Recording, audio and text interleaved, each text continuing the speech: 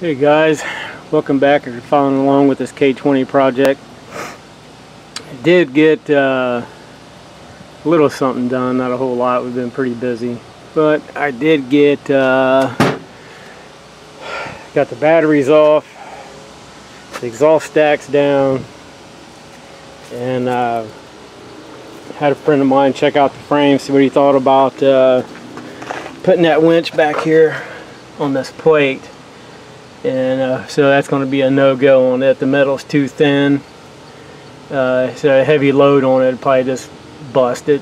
So I'm just going to leave it there. I ain't going to mess with it. So instead of shorting the bed up, I'm just going to save the money up for the bumper I want to get for the front and put it on. But I did get the exhaust. It's not welded in place yet. I just put the wires on just to get it to where I needed it. I still got to tack the pipe. But I did find a couple good ideas since we're doing everything on a budget. I had an old fence post. The pipes from, it's 3-inch pipe from Jegs, but I had, my neighbor actually had it, and it was the connectors for the connects your chain link to your fence post. And so I figured, hey, it's 3-inch, it'll probably work. And sure enough, I cut some pieces to run up. It's just angle iron I had laying around, so we're keeping everything cheap. It's going to clean it up there, tack that in place, drill a hole, and then put one of the fence post hangers on there, so that should work, should hold it solid. And then up in the front it has a hanger up there, just a piece of wire holding it in place right now. But what did really work out was, I don't know if any of you have ever welded on, yeah, see, these are just standard, just fence posts, but it fits a 3-inch pipe from Jag, so it'll work. But anyway, I don't know if any of you have ever welded on galvanized pipe. I did a long time ago, and word of advice, if you do it, make sure you got some kind of respirator, which I guess you should have something anyway, but because it throws off, I go to weld it. I'll try to make a short video of it so you can see it, or look on YouTube. I'm sure you can find a video. So I did take, and because the pipes, I needed, I think these are, I cut them at 17-inch, the piece of post, but with the connector that's in there, it's the same diameter. So I'm going to tack them and weld them in place just to extend the pipes out, because it would have dropped me way back. I was wanting to get the pipes at least to the axles, so that would have put just like just past the middle of the dry shaft, I think. So that I wanted it a little longer than that. So I had just enough pipe left from where his fence got hit, and he gave me the corner post with the 3 clamps. So I had just enough to cut 2 sections out, one for each side. They're 17 or 18 inches long. And I'll try to make a video of it, because when you weld this stuff and it throws off, it stinks, it throws off nasty fumes, and it can make you really sick. I had to weld some fence a long time ago, and didn't research it first with it being galvanized, and just happened to notice the discolored smoke coming off of it. So I'll try to make a video of that, which I'm sure a lot of people's already know that, but I'll do it anyway just in case. But so far it's coming along. I was hoping to really shorten the bed up so that I could do that, but so instead I'm going to take the back half after we get everything mounted back up, the back half, and then we're going to fab up a spare tire carrier. Because I wasn't even thinking about that, and I were to carry a spare, but 38s are pretty big, so I have to find somewhere to put one. The fuel line, got to make a bracket for that shut-off valve so I can get it solid. It's just a standard ball valve. And oh, I had somebody email me with a pretty good idea. I don't know, I'm surprised I didn't think of it before. On the fuel cell, the fuel line itself, where it goes down, from the fuel cell to the carb, it has 2 outlets. And if I was thinking about time, I would have bought the other fitting, but I'm gonna go back up to Jegs and get another fitting for it, and to run an electric fuel pump. You know, run them down, mount an electric fuel pump in the engine bay. You know, put a toggle switch on it. It's always there because you know, I've seen people out on the trails before, the problems, and so it's there. I got plenty of room for it, so I'll run it down. I think I'll have to check. I'm pretty sure. Yeah, the fuel line, it's all tucked up in there. I can't see it, but because when I ran everything, I made sure I ran it up as high and tight as I could. Or I'd show you, but I mean, you know, you just never know. So we'll run that, mount it, and find somewhere in the bay to mount it. And nothing like being out in the woods somewhere and having something petty like a fuel pump take you out. And I'm working on another fan, because last time I had this running, I had these 2 dual fans. And for some reason they're not keeping it cool, and I'm really surprised because they're off of a motorhome.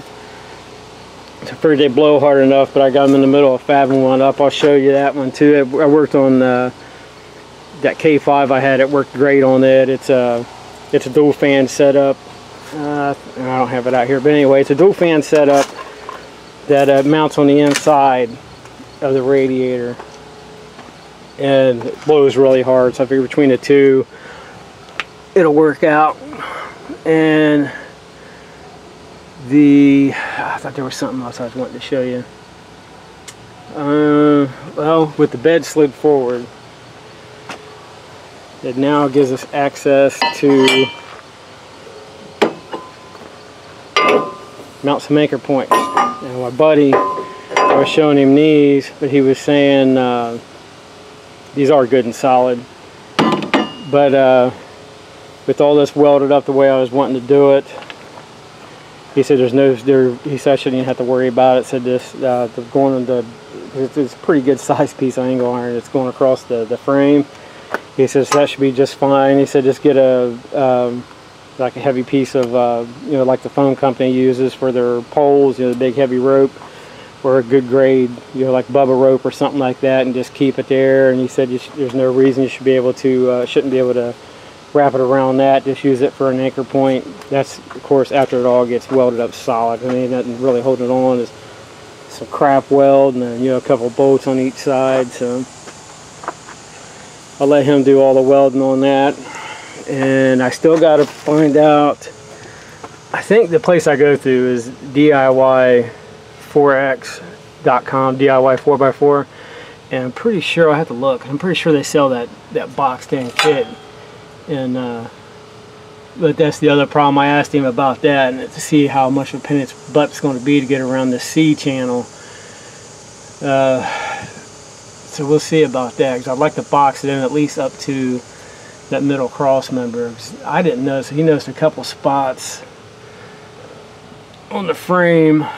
They're not real bad, but the metal is kind of thin in spots. He said, I don't know how well you can see it, but there's a couple spots that's kind of thin. He said he didn't think it'd be anything we're worried about, especially since I was talking about boxing the frame in. Yeah, here's one here. You can see where the truck's definitely done a lot of sitting. He said it shouldn't be anything to be concerned about, really, but I still want to box it in. But that's what he was saying. If I box it in, I should never have to worry about it again.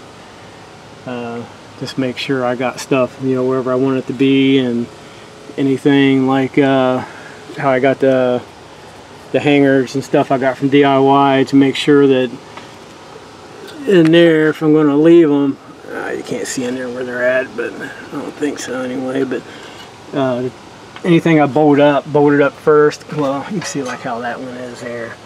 That's what he was talking about, stuff like that. In case I got something to put on, anything that's going to be covered up, get it on there, and get a small weld on it to hold it in place in case I have to remove anything later to, you know, change something or, you know, put something back on. You know, because once it's boxed in, you're kind of out of luck. So I don't have to work on getting the bed bolted back in place. Where I moved it forward, I got lucky. I only had one hole that actually lined up, so I had to get another bit. I burnt my bit up when I'd done this thing the first time, so I'm gonna have to get the mounts drilled out, mount it back down, and get it taken care of. But other than that, that's it for now. But I go to do that, get that welding. I'll show you that smoke and stuff I was talking about, if I remember. Everything's been so busy that it's been rush. But anybody's got any comments or tips or anything, I'd sure appreciate it. And so I'm kind of on my own here. Most of the trucks I've had has always been a basic build, you know, throw some leaves on it and extend the drive shafts and some shocks, and that's it. It's the first time I've really gone this far out on actually putting, you know, new hangers and, you know, going to the extreme. But so I was supposed to have a carb on the way too, if that works out.